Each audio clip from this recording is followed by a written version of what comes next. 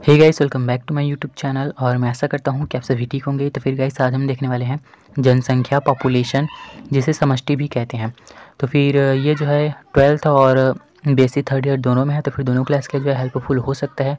इससे पहले इकोलॉजी और इकोसिस्टम मैंने सारा कुछ अच्छे से एक्सप्लेन कर दिया है। अगर नहीं देखे हैं तो फिर डिस्क्रिप्शन में लिंक दिया हुआ है, आप लोग जाके देख सकते हैं। तो फिर चलिए सिनॉप्सिस देख लेते हैं कि हमें क्या क्या लिखना है। सबसे पहले तो इसका इंट्रोडक्शन और डेफिनेशन इसी में ही देखेंगे। फिर जो समष्टि का गुण है गाइस वो हम देखेंगे। तो फिर समष्टि के जो है निम्न गुण होते हैं वो हम देख लेते हैं। पहला जो है समष्टि घनत्व, फिर देखेंगे जन्म दर, मृत्यु दर, जैवीय विभव, समष्टि वृद्धि प्रतिरूप, समष्टि का प्रकीर्णन, फिर समष्टि वितरण, फिर समष्टि उच्चावन और समष्टि दाब। तो फिर देखिएगा ये क्वेश्चन जो है आप लोगों को जो है 10 मार्क्स के लिए जो है पूछा जाता है ना। तो फिर आप लोगों को जो है ये सारा गुण जो है आपको नहीं लिखना है, केवल 3, 4 या 5 जो है लिखना है, जो आपको सरल लगे, है ना। क्योंकि 10 मार्क्स के लिए पूछा जाता है और 3 घंटा होता है ना, तो फिर समय को देखते हुए जो है एग्ज़ाम बनाना है। मेरा बताने का काम है गाइस, इसी वजह से मैं सारा कुछ जो है आप लोगों को बता रहा हूँ। आप लोगों को जो सरल लगेगा वो जो है आप लोग देख लेंगे। फिर उसके बाद देखेंगे समष्टि को प्रभावित करने वाले कारक, है ना, कि कौन कौन से कारक जो है समष्टि को प्रभावित करते हैं, उसको जो है हम पढ़ेंगे। तो फिर चलिए आज का हमारा टॉपिक स्टार्ट करते हैं। तो फिर बिना स्किप किए वीडियो पे बने रहिएगा गाइस, क्योंकि स्किप कर देते हैं तो फिर हमारा ही लॉस होता है, फिर हमें समझ नहीं आता कि कहाँ पर क्या हुआ है ना। तो फिर चलिए सबसे पहले इंट्रोडक्शन देख लेते हैं। तो फिर चलिए सबसे पहला इंट्रोडक्शन देख लेते हैं। एक विशेष जीव जाति की संख्या जो कि एक विशेष क्षेत्र में पाई जाती है उसे समष्टि कहते हैं। ठीक है गाइस, कोई जीव या जाति की जो संख्या है वो किसी विशेष क्षेत्र में पाया जाता है तब जो है उसे समष्टि कहते हैं। ठीक है। और जो पॉपुलेशन शब्द की उत्पत्ति है गाइस वो जो है लैटिन शब्द पॉपुलस से हुई है या हुआ है, जिसका अर्थ है किसी जाति, समूह या समाज के लोगों से है। किसी समूह के लोग या किसी समाज के लोगों को जो है पॉपुलस कहते हैं। ठीक है, पॉपुलस का अर्थ जो है यही है। तो फिर जैसे कि किसी तालाब में पाए जाने वाले मेंढकों की संख्या या फिर किसी तालाब में पाए जाने वाली मछलियों की संख्या वो किसी विशेष क्षेत्र में है ना, तो फिर उस विशेष क्षेत्र में पाए जाने वाले विशेष जीवों की संख्या को जो है पॉपुलेशन कहेंगे। ठीक है, अब चलिए आगे बढ़ते हैं। ठीक है, मेंढकों की संख्या और इसकी जो सर्वमान्य परिभाषा है गाइस वो इस प्रकार से दिया जा सकता है। तो फिर चलिए देख लेते हैं। किसी दिए गए विशिष्ट स्थान और समय पर समान आनुवंशिकी वाले प्राणी समूह के, है ना, प्राणी समूह के उन सदस्यों की संख्या उन सदस्यों की संख्या के योग को समष्टि कहते हैं, जिसमें प्रजनन के माध्यम से वंशागत लक्षणों के आदान प्रदान से प्रजाति की निरंतरता बनाए रखने की क्षमता होती है। डेफिनेशन पढ़ने से कुछ समझ नहीं आया होगा, मुझे पता है। तो फिर चलिए मैं आप लोगों को जो है अच्छे से एक्सप्लेन करता हूँ। क्या बोल रहा है गाइस, किसी दिए गए विशिष्ट स्थान पर, है ना, तो फिर किसी स्थान पर जो है जीव या जंतु पाए जाते हैं गाइस, जो कि जो है आनुवांशिक रूप से जो है समान होते हैं। ठीक है, और उनके बीच जो है रिप्रोडक्शन होता है, प्रजनन होता है, और प्रजनन के माध्यम से जो है जो लक्षण है ना, उसका जो है आदान प्रदान होता है, यानी कि वंशागत होता है ना, एक पीढ़ी से दूसरी पीढ़ी में जाता है। उस प्रकार से जो है प्रजाति की निरंतरता जो है बनी रहती है, तो फिर उसे जो है समष्टि कहते हैं। ठीक है, तो फिर चलिए मैं एक बार और अच्छे से एक्सप्लेन कर देता हूँ। किसी विशिष्ट स्थान पर पाए जाने वाले जीव, है ना, जो कि आनुवांशिक रूप से समान रहेंगे, उनके बीच जो है रिप्रोडक्शन होगा, जिससे आनुवांशिक लक्षण जो है एक पीढ़ी से दूसरी पीढ़ी में जाएंगे, जिससे जो है प्रजाति की निरंतरता जो है बनी रहेगी। ठीक है, इसी को ही जो है समष्टि कहते हैं। तो फिर चलिए आई होप आप लोगों को समझ आया होगा। अगर नहीं आया होगा तो फिर अच्छे से देखेंगे और अपने टीचर का भी जो है पूछ लेंगे, है ना, अपने टीचर से भी। तो फिर चलिए आगे देखते हैं। क्लार्क के अनुसार समष्टि 2 प्रकार की होती है। ठीक है गाइस, क्लार्क के अनुसार जो है समष्टि 2 प्रकार की होती है। कौन कौन सी देख लेते हैं। पहला है एक प्रजातीय समष्टि। ठीक है, नाम से ही स्पष्ट है, इसमें एक आया है ना। तो फिर चलिए देखते हैं। इसमें प्राणी या जीव की एक ही जाति होती है। ठीक है गाइस, एक प्रजातीय समष्टि नाम से स्पष्ट है। फिर है मिश्रित प्रजाति समष्टि, मिश्रित अर्थात मिश्रण, है ना, तो फिर इसमें जीवों या प्राणी की कई जातियाँ जो है होती है। ठीक है, तो फिर इसे मिश्रित प्रजाति या प्रजातीय समष्टि कहते हैं। ठीक है, और ये दोनों को किसने बांटा है, क्लार्क ने बांटा है। ठीक है गाइस, अब चलिए देखते हैं आगे। सेकंड पॉइंट है गाइस समष्टि के गुण, है ना। तो फिर समष्टि के गुण देख लेते हैं। प्रत्येक समष्टि के कुछ विशिष्ट गुण होते हैं। ये गुण किसी एक प्राणी में ना होकर पूरे समूह में होते हैं। ठीक है, क्या बोल रहा है, ये जो गुण है वो किसी एक में ना हो करके पूरे समूह में होता है, ठीक है, जो कि मुख्य गुण जो है मैंने यहाँ पर लिखा है। चलिए देखते हैं। चलिए समष्टि घनत्व देख लेते हैं, पॉपुलेशन डेंसिटी। कई बार जो है गाइस 5 मार्क्स के लिए जो है केवल समष्टि घनत्व को ही पूछ देते हैं ना, पॉपुलेशन डेंसिटी क्या है करके। तो फिर अभी जो मैं बताने वाला हूँ उसको जो है सारा कुछ आपको जो है लिखना है ना, और 10 मार्क्स के लिए जब पूछा जाएगा तो फिर आपको जो है इसका सॉर्ट कर लेना है, ठीक है, नंबर के हिसाब से आप लोगों को। तो फिर चलिए देख लेते हैं पॉपुलेशन डेंसिटी। एक निश्चित समय में प्रति इकाई क्षेत्रफल अथवा आयतन में रहने वाले जीवों की संख्या समष्टि घनत्व कहलाती है। ठीक है गाइस, समझ आ गया।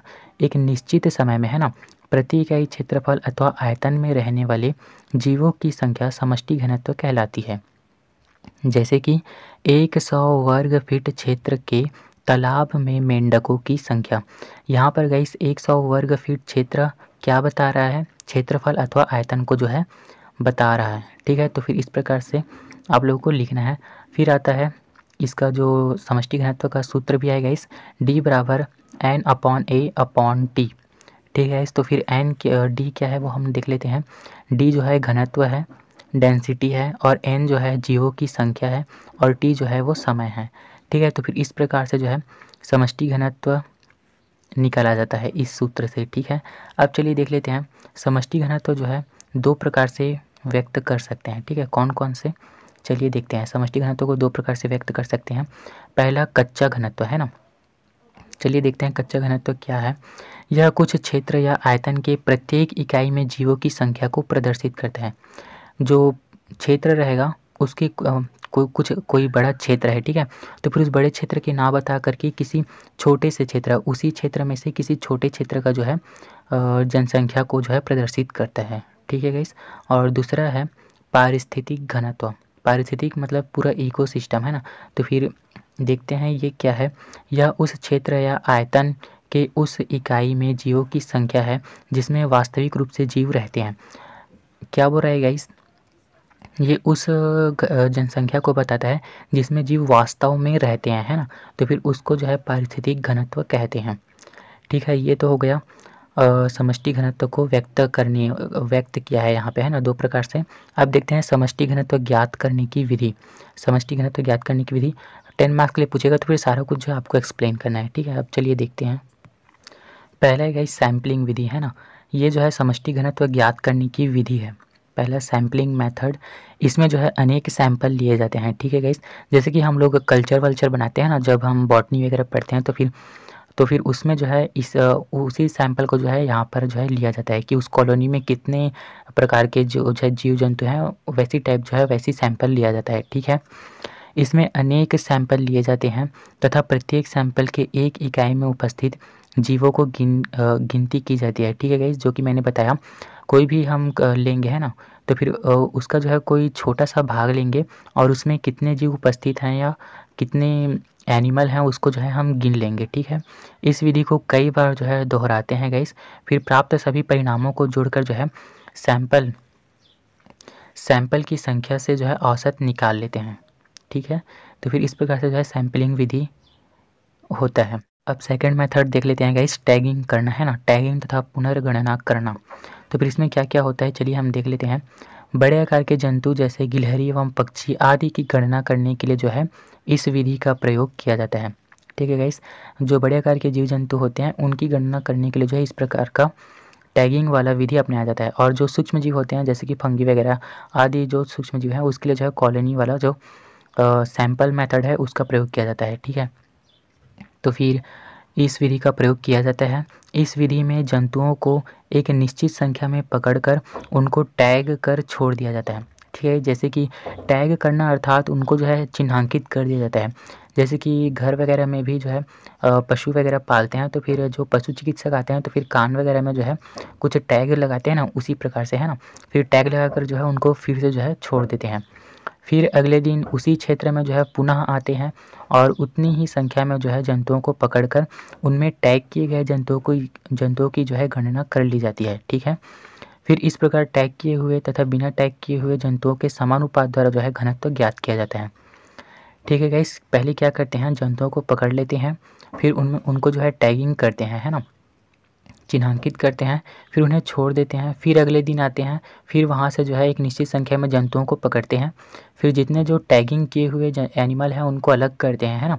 फिर टैगिंग किए हुए और बिना टैगिंग किए हुए जंतुओं का जो है समानुपात द्वारा जो है घनत्व ज्ञात कर लिया जाता है। ठीक है, तो फिर इस प्रकार से जो है 2 मेथड है डेंसिटी ज्ञात करने के लिए। चलिए देखते हैं जन्म दर, है ना। जन्म दर बर्थ रेट इकाई अवधि काल में किसी समष्टि द्वारा उत्पन्न नए जीवों की औसत संख्या को जन्म दर कहते हैं। ठीक है गाइस, क्या बोल रहा है, इकाई अवधि या समय में, है ना, इकाई अवधि समय में किसी समष्टि द्वारा उत्पन्न नए जीवों की संख्या की औसत संख्या को जो है जन्म दर कहते हैं। औसत मतलब समय जो है नीचे आ जाएगा और समष्टि द्वारा उत्पन्न जीवों की संख्या जो है ऊपर में आ जाएगा। चलिए सूत्र देख लेते हैं। तो फिर इस प्रकार से जो है गाइस आप लोगों को सूत्र लिखना है ना, जन्म दर बराबर नए उत्पन्न जीवों की संख्या बटे समय। ठीक है, अब चलिए देख लेते हैं मृत्यु दर, थर्ड पॉइंट हमारा, जिसे डेथ रेट भी कहते हैं, है ना। इकाई अवधि काल में समष्टि में मरने वाले जीवों की संख्या को जो है मृत्यु दर कहते हैं। ठीक है गाइस, जैसा जन्म दर है वैसे ही मृत्यु दर है ना, मरते भी तो है ना, तो फिर वही यहाँ पर लिखा हुआ है। तो फिर इसको जो है, इसका सूत्र है डी बराबर कैपिटल एन फिर स्मॉल एन अपॉन टी। ठीक है, तो फिर डी बराबर जो है मृत्यु दर, टी बराबर इकाई अवधि काल या समय, है ना, और कैपिटल एन और स्मॉल एन जो है समष्टि में मृत्यु संख्या है। ठीक है, इस एक बार और देख लेते हैं। इकाई अवधि काल में समष्टि में मरने वाले जीवों की संख्या को मृत्यु दर कहते हैं। किसी समय में मरने वाले जीवों की संख्या को मृत्यु दर कहते हैं। ठीक है, तो फिर ये हो गया हमारा मृत्यु दर। अब चलिए आगे बढ़ते हैं, जैवीय विभव देख लेते हैं। ठीक है, बायोटिक पोटेंशियल, है ना, किसी समष्टि के वयस वितरण, है ना, एज डिस्ट्रीब्यूशन के स्थायी होने तथा सभी वातावरण संबंधी परिस्थितियां अनुकूल होने पर समष्टि को वृद्धि करने की समस्या या अंतर्निहित शक्ति को जैवीय विभव कहते हैं। ठीक है गाइस, क्या बोल रहा है, कोई भी समष्टि को जो है वयस वितरण किया जाता है, एज डिस्ट्रीब्यूशन किया जाता है, तब वातावरण जो है अनुकूल हो जाते हैं ना, वातावरण परिस्थितियाँ ऐसी हो जाती है कि वातावरण जो है अनुकूल हो जाते हैं और उसमें जो है जीव जो है अपना ग्रोथ करते हैं ना, वृद्धि करते हैं। फिर जो है कुछ समस्या आती है और समस्या या फिर और समष्टि के अंदर जो शक्ति निहित होती है ना, उसको जो है जैवीय विभव कहते हैं।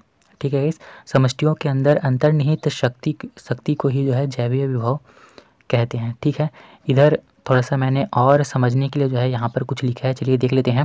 किसी समष्टि की अनुकूल वातावरण में जीव संख्या की प्राकृतिक वृद्धि क्षमता को जैवीय विभव कहते हैं, है ना, उसकी वृद्धि करने की क्षमता को ही जो है जैवीय विभव कहते हैं। ठीक है गाइस, आप लोगों को समझ आएगा जैवीय विभव क्या है, उसमें अंतर्निहित शक्ति या फिर वृद्धि करने की क्षमता को जो है जैवीय विभव कहते हैं। अब चलिए आगे देखते हैं। अब देखते हैं गाइस समष्टि वृद्धि प्रतिरूप, नाम से ही स्पष्ट है गाइस, समष्टि वृद्धि करेगा, उसी वृद्धि को जो है प्रतिरूप यानी कि आकृति बना लेंगे तो फिर वो प्रतिरूप बन जाएगा, है ना। तो फिर इसे मैं अच्छे से एक्सप्लेन करके बताऊं, तो फिर कोई भी समष्टि जो है वृद्धि करता है गाइस, तो फिर कैसे कैसे वृद्धि करेगा उसको जो है ग्राफ में जो है अंकित करते हैं ना, फिर उससे जो है एक डायग्राम बनता है जिसे जो है समष्टि वृद्धि प्रतिरूप कहते हैं। कई बार जो है जे आकार की आकृति जो है प्राप्त होता है और कई बार जो है ऐसा आकार की आकृति जो है प्राप्त होता है। तो फिर चलिए इसके बारे में पढ़ लेते हैं। समष्टि का आकार एवं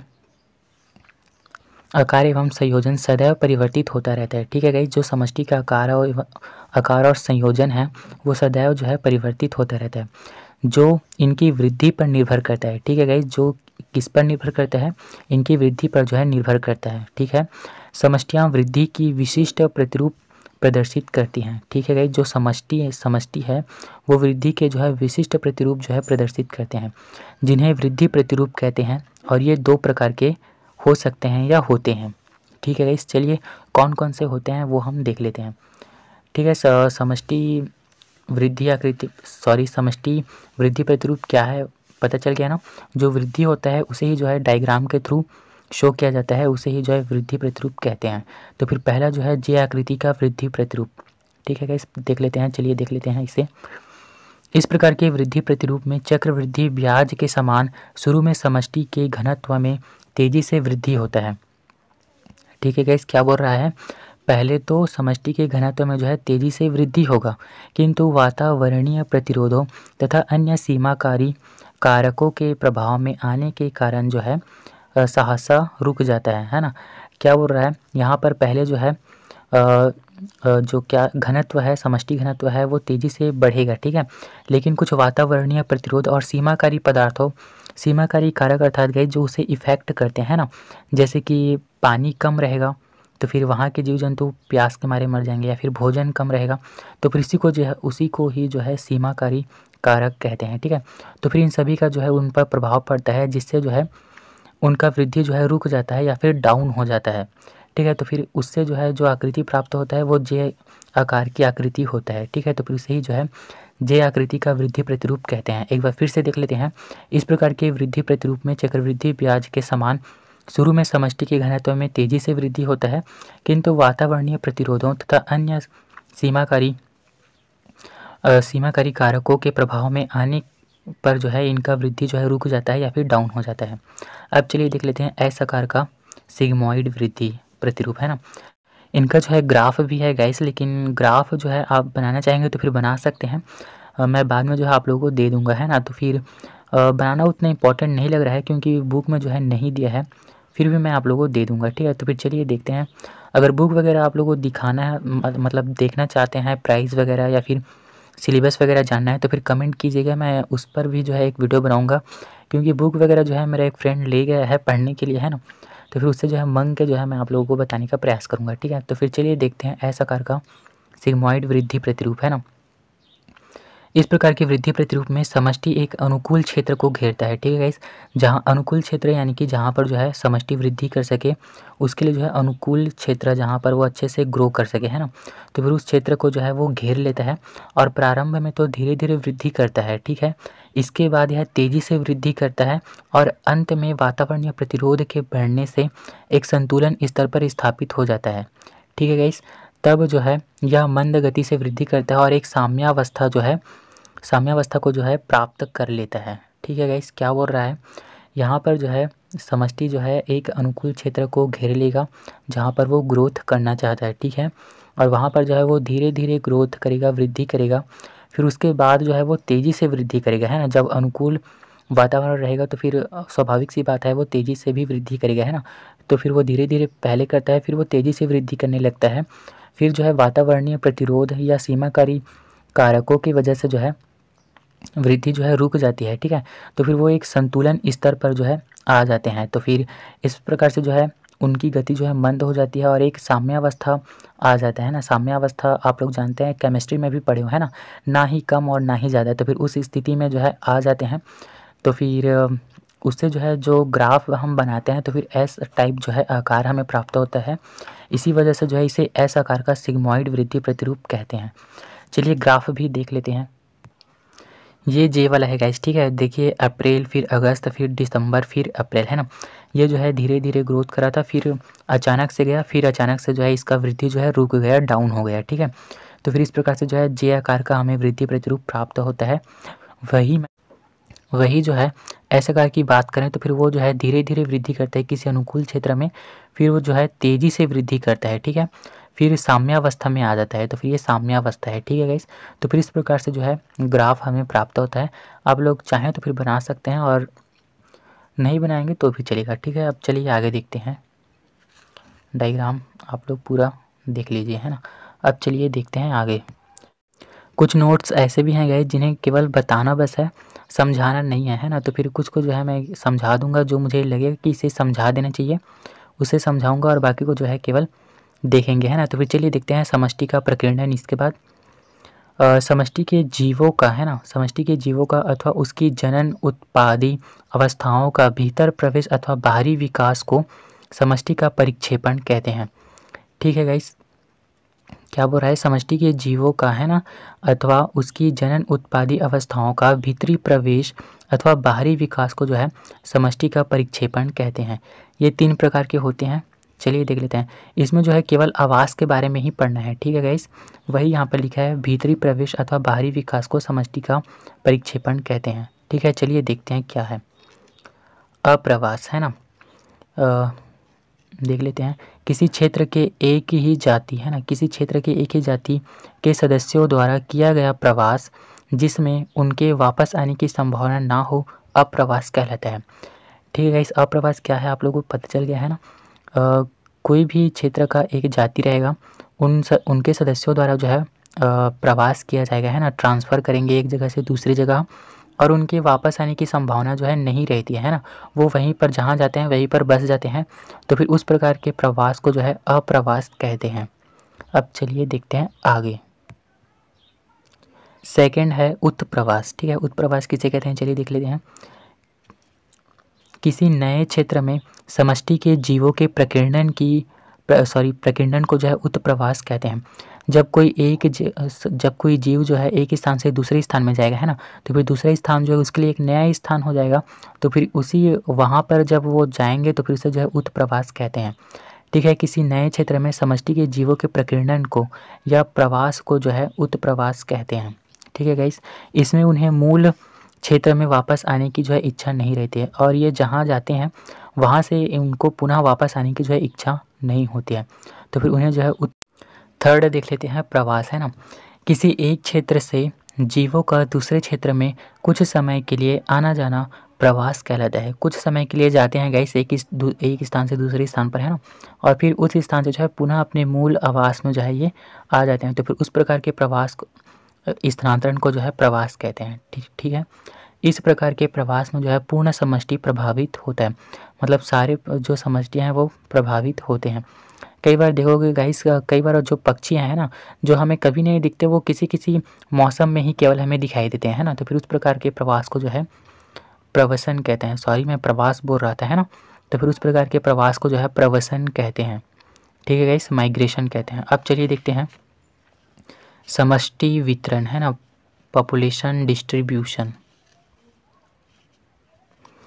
आप लोगों को क्या समझ आ रहेगा इस नाम पढ़ के, है ना, आप लोग थोड़ा सा दिमाग लगाइए। समष्टि वितरण अर्थात समष्टियों को जो है बांटा गया है ना। तो फिर उसी के बारे में जो है हम पढ़ेंगे। किसी समष्टि में, है ना, किसी समष्टि में जीव संख्या के वितरण के 3 रूप जो है देखने को मिलते हैं। ठीक है, इस यहाँ पर जो है समष्टि को बांट रहे हैं, नाम से ही स्पष्ट है। तो फिर किसी समष्टि में जो है जीव संख्या के वितरण के जो है 3 रूप देखने को मिलते हैं। कौन कौन से 3 रूप देखने को मिलते हैं, चलिए देखते हैं। पहला है समान वितरण। ठीक है, इसमें समष्टि में जीव लगभग समान रूप से वितरित होते हैं, समान रूप से वितरित रहेंगे। ठीक है, इस प्रकार का वितरण समष्टियों के जीवों के बीच तीव्र प्रतिस्पर्धा के कारण उत्पन्न होता है। प्रतिस्पर्धा अर्थात गाइस कॉम्पिटिशन, है ना। तो फिर कॉम्पिटिशन के कारण जो है इस प्रकार का वितरण जो है उत्पन्न होता है।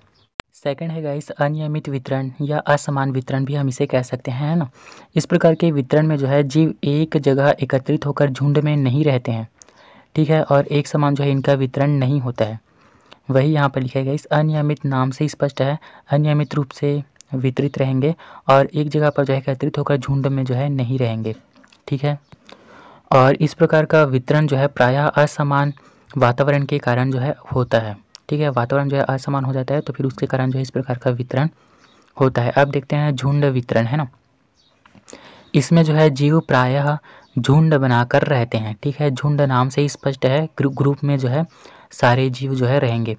जो संपुंजन है ना, सपुंजन, सॉरी मेरे से ही मिस्टेक हो रहा है, सपुंजन की विभिन्न अवस्थाएं जो है प्रदर्शित करते हैं। झुंड नाम से स्पष्ट है, झुंड में रहेंगे एनिमल जो है। अब चलिए देखते हैं समष्टि उच्चावन। तो ये समष्टि उच्चावन जो है गाइस, जैसे कि हमने अभी पढ़ा कि जीव एनिमल जो है वो धीरे धीरे ग्रोथ करते हैं ना, फिर ग्रोथ करने के बाद जो है वो साम्यावस्था में चले जाते हैं। तो फिर साम्यावस्था में जो है सीमाकारी पदार्थों या कुछ प्रभावित करने वाले कारकों की वजह से जो है कई बार ये जो है साम्यावस्था से नीचे आ जाएंगे, कई बार जो है साम्यावस्था से ऊपर चले जाएंगे, है ना। तो फिर उस कंडीशन को जो है जब वो ये ऊपर जाते हैं या नीचे जाते हैं, तब उस कंडीशन को जो है समष्टि उच्चावन कहते हैं। चलिए देख लेते हैं। किसी विशेष क्षेत्र में समष्टि के विस्थापन होने के पश्चात साम्यावस्था में पहुंचने पर इसकी संख्या जो है समय समय पर साम्यावस्था से अधिक या कम होती रहती है। इसी को जो है समष्टि उच्चावन कहते हैं, जो कि मैंने आप लोगों को पहले ही एक्सप्लेन किया है ना।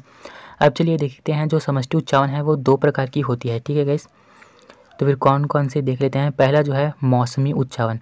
मौसमी उच्चावन यानी कि मौसम के कारण जो साम्यावस्था में परिवर्तन होगा उसे जो है मौसमी उच्चावन कहेंगे। जैसे कि यह मौसम परिवर्तन से उत्पन्न अनुकूलन द्वारा नियमित होते हैं। ठीक है, जो मौसम के द्वारा साम्यावस्था में उतार चढ़ाव होंगे उसे जो है मौसमी उच्चावन कहेंगे। जैसे कि वर्षा ऋतु में मक्खी तथा मच्छरों की वृद्धि, आप लोग देखे होंगे गाइस कि बरसात के मौसम में जो है मक्खियाँ और मच्छर जो है अधिक हो जाते हैं ना, तो फिर वही है। अब चलिए देखते हैं वार्षिक उच्चावन। भौतिक कारकों में वार्षिक परिवर्तनों के कारण समष्टि में होने वाले उच्चावन को वार्षिक उच्चावन कहते हैं। अब साल में होने वाले परिवर्तन के कारण जो साम्यावस्था में उतार चढ़ाव होगा है ना, उसे जो है वार्षिक उच्चावन कहेंगे, जैसे कि तापक्रम, वर्षा आदि। ठीक है गाइस, तो फिर ये हो गया हमारा समष्टि उच्चावन। आई होप आप लोगों को समझ आ रहा होगा। पता नहीं आप लोग क्या सोच रहे होंगे, पता नहीं क्या पढ़ा रहे ऐसा भी हो रहा होगा, है ना। तो फिर अच्छे से आप लोग पढ़िए गाइस। चलिए आगे देखते हैं। लास्ट देख लेते हैं गाइस। लास्ट गुण हमारा है समष्टि दबाव। ठीक है, मैं बार बार बोल रहा हूँ गाइस, समष्टि मतलब समष्टि का जो है हमने बहुत सारा गुण दिखा है ना, तो फिर केवल गिने चुने गुण ही जो है आपको लिखना है, सारा कुछ जो है एक्सप्लेन करते मत बैठना एग्जाम में। चलिए देखते हैं समष्टि दबाव। दबाव नाम से स्पष्ट है, तनाव वगैरह होगा। ठीक है, चलिए देखते हैं। जनसंख्या दबाव अत्यधिक जनसंख्या घनत्व और उसके परिणामों के कारण उत्पन्न तनाव को संक्षेप में प्रस्तुत करने वाला शब्द जो है समष्टि दबाव है। ठीक है, मानव अधिक संख्या और अन्य जानवरों की आबादी के संयोजन में उपयोग किया जाता है। आबादी के साथ जो है संयोजन में उपयोग किया जाता है। ठीक है, क्या बोल रहा है गाइस, यहाँ पर जनसंख्या अधिक होगा, है ना, तो फिर जनसंख्या बढ़ेगा तो फिर स्वाभाविक सी बात है कुछ कुछ परिणाम जो है उनको देखने को मिलेगा, है ना। परिणामों के कारण उत्पन्न तनाव, अब देखिए तनाव तो होगा ही। अब जनसंख्या में वृद्धि होगा तो फिर बहुत सारे इनमें कुछ कुछ इफेक्ट होगा जिससे जो है तनाव होगा, तो फिर उनको जो है संक्षेप में जो है समष्टि दबाव कहते हैं। ठीक है, सब पॉपुलेशन प्रेशर कहते हैं। अब चलिए देखिए, ये तो हमारा हो गया समष्टि का गुण। समष्टि का गुण यहाँ पर हमारा ख़त्म होता है। इसके बाद आता है समष्टि को प्रभावित करने वाले फैक्टर, है ना। ये जो है थोड़ा सा सरल है गाइस, तो फिर चलिए इसको अच्छे से धीरे धीरे देख लेते हैं हम। बहुत ही सरल टॉपिक है। इफ़ेक्ट करने वाले जो कि उन पर गलत प्रभाव डालेंगे, है ना, समष्टि पर, तो फिर उसी के बारे में जो है हम यहाँ पर पढ़ेंगे। किसी समष्टि को प्रभावित करने वाले कारक निम्नलिखित हैं। तो फिर पहला है घनत्व से संबंधित कारक, है ना, समष्टि घनत्व से संबंधित। और दूसरा है समष्टि घनत्व से स्वतंत्र कारक, जो कि समष्टि घनत्व से जो है कोई संबंध नहीं रखता है, उस टाइप के कारक। और दूसरा है घनत्व पर आधारित कारक, जो समष्टि घनत्व पर आधारित रहेगा उस कारक को भी हम देखेंगे। तो फिर चलिए सबसे पहला देखते हैं। तो फिर पहला देख लेते हैं गाइस, जो समष्टि घनत्व से जो है कोई संबंध नहीं रखता है ना, तो फिर घनत्व से स्वतंत्र कारक देख लेते हैं। ये जो है एक्चुअल में निर्जीव होते हैं ना, तो फिर चलिए देखते हैं। ये कारक स्थान, मौसम एवं भोजन के सीमाकारी प्रभाव पर जो है निर्भर नहीं करते हैं। ठीक है, इन पर जो है निर्भर नहीं करता है। तो फिर किस पर निर्भर करता है भाई, देख लेते हैं। पारिस्थितिकी के निर्जीव कारक जैसे वर्षा, बर्फ का गिरना या बर्फबारी, नमी, तापक्रम, वाष्पीकरण एवं वायु आदि समष्टि के घनत्व एवं वितरण को जो है प्रभावित करते हैं। ठीक है, ये सारे कुछ जो इफेक्ट करने वाले कारक हैं वो घनत्व से स्वतंत्र कारक में आएंगे। ठीक है गाइस, ये सभी जो है, अब देखिए वायु वगैरह भी जो है इफेक्ट ही करते हैं, वाष्पीकरण भी करते हैं, तापक्रम भी करते हैं। गर्मी टेम्परेचर अधिक हो तो फिर मरेंगे ही बेचारे, हैं ना। और बर्फ़ गिरेंगे तो फिर भी मरेंगे बेचारे, वहाँ पर कहाँ घर होता है, जंगल वगैरह में। तो फिर ये जो है समष्टि घनत्व को समष्टि को प्रभावित करते हैं, लेकिन ये समष्टि घनत्व से जो है स्वतंत्र होते हैं। सेकंड देख लेते हैं, घनत्व पर आधारित कारक। ठीक है, इसमें समष्टि का घनत्व उसके जैविक कारकों, है ना, जैविक कारकों द्वारा प्रभावित होता है, जैसे प्रतिस्पर्धा, जनन क्षमता, परभक्षण, प्रवसन, रोग आदि। तो फिर इस प्रकार के सारे इफेक्टिंग कारक जो है घनत्व पर आधारित कारक में आते हैं। तो फिर चलिए एक एक के बारे में अच्छे से देख लेते हैं। तो फिर समष्टि को प्रभावित करने वाले कारक निम्न हैं, जो कि घनत्व से संबंधित हैं, है ना। तो फिर पहला है प्रतिस्पर्धा, जिसे कंपटीशन भी कहते हैं। अब देखिएगा इस भोजन पानी के लिए जो है जीवों में जो है प्रतिस्पर्धा होता ही है ना, क्योंकि वो जीव ज़्यादा खा लेगा, फिर वो जीव ज़्यादा खा लेगा, ऐसे टाइप से कुछ उनमें होता है। तो फिर चलिए देखते हैं। एक ही जाति के जीव या विभिन्न जातियों के समष्टियों के बीच जो है स्थान, आश्रय एवं भोजन के लिए जो है प्रतिस्पर्धा होती है। आप लोग देखे होंगे गाइस, डिस्कवरी वगैरह देखते हैं तो फिर जो जानवर वगैरह होते हैं ना, जैसे कि चीता वगैरह है या फिर शेर वगैरह है, वो अपने एरिया में जो है यूरिन करते हैं, है ना, ताकि वो उसका एरिया जो है वो उसके अंडर में रहे, है ना। तो फिर इस प्रकार से जो है स्थान, भोजन और अन्य चीज़ों के लिए जो है प्रतिस्पर्धा जो है होता है। ठीक है, फिर देखते हैं जनन क्षमता। समष्टि के घनत्व का उसकी जनन क्षमता पर सीधा प्रभाव पड़ता है। ठीक है गाइस, सॉरी, समष्टि के घनत्व का जो है उसकी जनन क्षमता पर जो है सीधा प्रभाव पड़ता है। अब देखिए गाइस, जनन रिप्रोडक्शन करेंगे तो फिर स्वाभाविक सी बात है कि जन्म दर जो है बढ़ेगा, है ना, जिससे जो है अब जन्म दर बढ़ेगा तो फिर नई पीढ़ी आएगा तो फिर उनके लिए भोजन पानी की भी व्यवस्था करना पड़ेगा, है ना। तो फिर इस प्रकार से जो है भोजन आदि पर जो है इन पर प्रभाव पड़ता है। ठीक है, तो फिर ये हो गया जनन क्षमता। अब देखते हैं परभक्षण। परभक्षण यानी कि जानते हो गाइस, किसी दूसरे जीव को खाना, है ना। तो फिर शिकारी एवं परभक्षी जीवों की समष्टियों में विविधता का एक विचित्र संबंध देखा गया है। शिकार एवं परभक्षी अपने पोषक की संख्या को प्रभावित करते हैं। अब शिकारी जो है शिकार करेगा और परभक्षी जीव जो हैं जीवों को खाएंगे, तो फिर जीवों की संख्या में तो कमी होगा ही, है ना। तो फिर वही यहाँ पर लिखा हुआ है, परभक्षी अपने पोषकों की संख्या को प्रभावित करते हैं। फिर देखते हैं डिसीज़, रोग। अब स्वाभाविक सी बात है गाइस, एनिमल को तो होता ही है, जितने भी सजीव हैं सभी को जो है डिसीज़ होता है किसी न किसी प्रकार का, है ना। तो फिर डिसीज़ होगा तो फिर मृत्यु दर में वृद्धि होगा, तो फिर इसका भी प्रभाव जो है जनसंख्या पर पड़ता है। जनसंख्या में कमी होगा तो फिर ये सारा कुछ जो है आप लोग देख लेंगे, पढ़ लेंगे। अब चलिए आगे बढ़ते हैं। सबसे लास्ट है गाइस हमारा प्रवसन, है ना, माइग्रेशन। तो फिर जीव जो है गाइस एक अनुकूल एरिया में जो है रहकर जो है अपना वृद्धि ग्रोथ करते हैं, है ना। लेकिन कई बार जो है ये अनुकूल क्षेत्र से जो है प्रतिकूल क्षेत्र में चले जाते हैं, ना, किसी ऐसे एरिया में चले जाते हैं जो इनके लिए जो है अच्छा नहीं होता है। तो फिर इस पर कई बार जो है ये प्रवास करते हैं, तो फिर इनको जो है खतरे का सामना भी करना पड़ता है, जिससे कई जीवों की तो जो है मृत्यु भी हो जाती है। तो फिर इस प्रकार से भी जो है इन पर प्रभाव पड़ता है। ये सारा कुछ जो है आप लोग देख लेंगे। मैंने जो है प्रवसन के बारे में बता दिया, है ना, जो कि मैंने बताया वही यहाँ पर लिखा हुआ है। तो फिर आई होप ये वीडियो आप लोगों के लिए हेल्पफुल हुआ होगा गाइस। और इकोलॉजी और इकोसिस्टम जो है मैंने डिस्क्रिप्शन में लिंक दे दिया है, आप लोग जाके चेक कर सकते हैं। और वीडियो अच्छा लगा हो तो फिर प्लीज़ वीडियो को लाइक और चैनल को सब्सक्राइब जरूर करेंगे, दोस्तों में भी शेयर करेंगे ताकि उनका भी फ़ायदा हो। And thank you guys.